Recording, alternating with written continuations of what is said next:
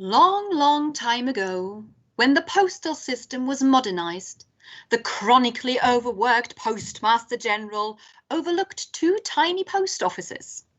One tucked away in the rolling hills of Somersetshire, the other somewhere in London.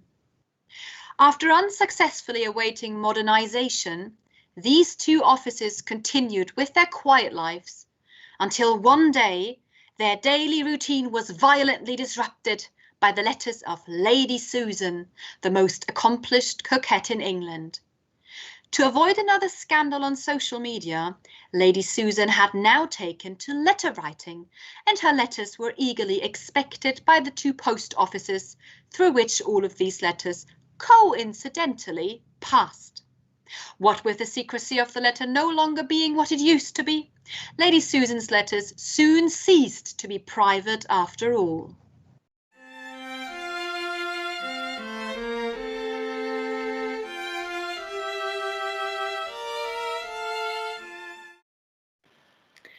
Three in one day, my dears, 3 in one day. They must be really desperate to pay for the extra deliveries during the day. They're keeping Thomas well occupied. Indeed, they do. As the only postman around here, I need to do all the deliveries. I even deliver my own daughter. But still, we haven't seen the tyrant or her bestie in here. How does that work? How does I get the letters to you? Apparently, they have butlers who run the errands for them. Butlers in the 21st century. Cool. Wouldn't I like to have a butler too? Yeah, you certainly would. Maybe he could do your work for you. Mrs. Khan, will you tell us which letters you have? Certainly, my dear Isabella. We have one letter from Lady Susan to Mrs. Johnson, then one from Mrs. Johnson to Lady Susan, and finally Lady Susan's reply to Mrs. Johnson. It would be much more efficient for them to just use their phones. More efficient, yes, but also much less entertaining for us. Helen, if you please, the first letter. Well, as I said earlier, here is one from Her Ladyship the Tyrant to her bestie. Upper Seymour Street. My dear friend, that tormenting creature Reginald is here. My letter, which was intended to keep him longer in the country, has hastened him to town. Much as I wish him away, however, I cannot help being pleased with such a proof of attachment. He is devoted to me, heart and soul. He will carry a note with him, which is to serve as an introduction to you, with whom he longs to be acquainted. Allow him to spend the evening with you, that I may be in no danger of his returning here. I have told him that I am not quite well and must be alone, and should he call again, there might be confusion, for it is impossible to be sure of servants.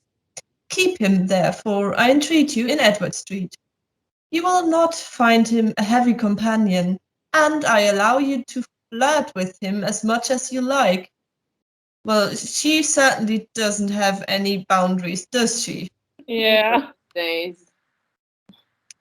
Well, at the same time, do not forget my real interest.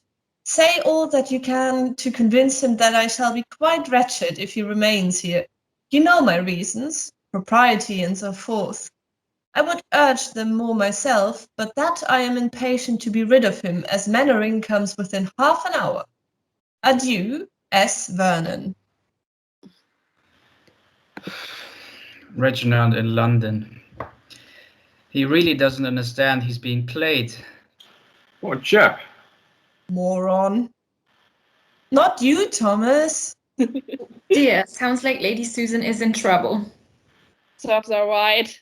Hey, that's not fair. Stop it, girls. Letter to everyone. Thomas, please. Well, of course. My dear creature, I am in agonies and know not what to do. Mr. de Courcy arrived just when he should not. Mrs. Mannering had that instant entered the house and forced herself into her guardian's presence. Though I did not know a syllable of it till afterwards, for I was out when both she and Reginald came, or I should have sent him away at all events. But she was shut up with Mr. Johnson while he waited in the drawing room for me. She arrived yesterday in pursuit of her husband, but perhaps you know this already from himself. She came to this house to entreat my husband's interference, and before I could be aware of it, everything that you could wish to be concealed was known to him, and unluckily she had wormed out of Mannering's servant that he had visited you every day since your being in town and had just watched him to your door herself. What could I do? Facts are such horrid things. Well, the only horrid thing here is her handwriting. That's a fact, so much I can say. Yeah. All is by this time known to De Courcy, who is now alone with Mr. Johnson. Do not accuse me. Indeed, it was impossible to prevent it.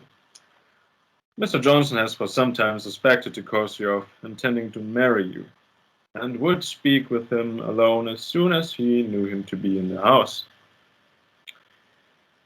That detestable Mrs. Mannering, who for your comfort has fretted herself thinner and uglier than ever, is still here, and they have been all closeted together.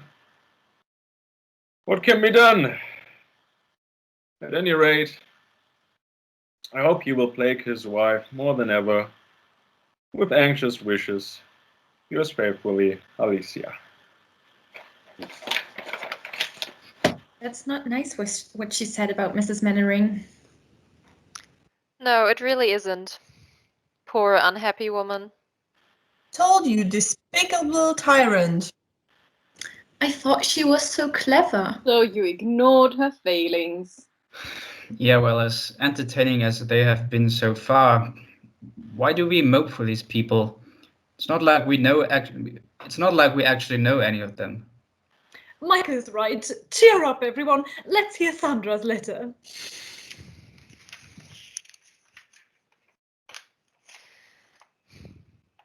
Upper Seymour Street.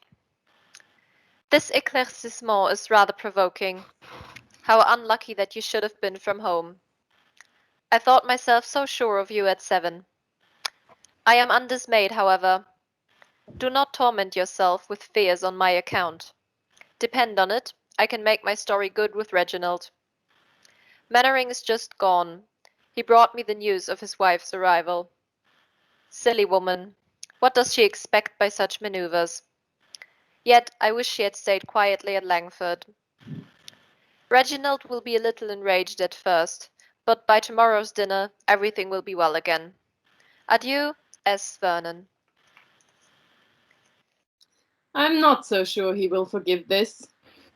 I certainly hope he won't. This is no way to treat a man. Or a woman, for that matter. Nobody should be treated like this. I cannot imagine her getting away with it. I'm not so sure. He seems to be the forgiving type. Would you forgive this? I wouldn't. Well, maybe we'll have better news next time. Next time? Is this still not over? Yes, next time, Sandra. We will call you when there are more letters. And I'm sure there will be more. This isn't over yet. Ta-ta, everyone.